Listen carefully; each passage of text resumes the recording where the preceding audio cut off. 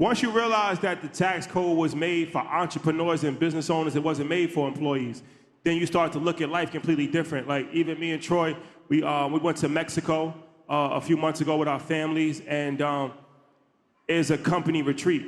It's not a vacation. Yeah. Because we in Mexico and we talking about strategy, we planning, we filming content. So what's the difference between a company retreat and a vacation? One is a write-off, one isn't.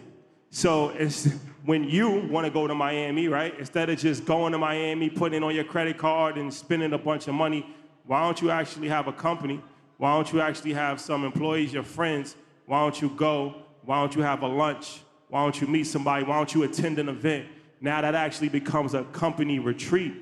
Now that becomes tax deductible. This whole thing is a game, you just gotta understand it. But once you understand it, you realize that all of these things are made for entrepreneurs and investors. It's not made for employees.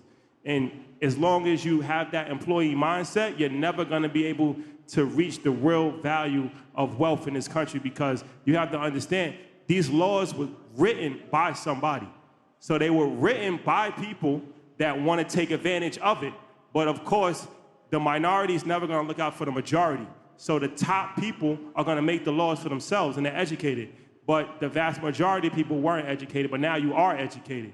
So now that you have the information, there's no excuse not to utilize the information. But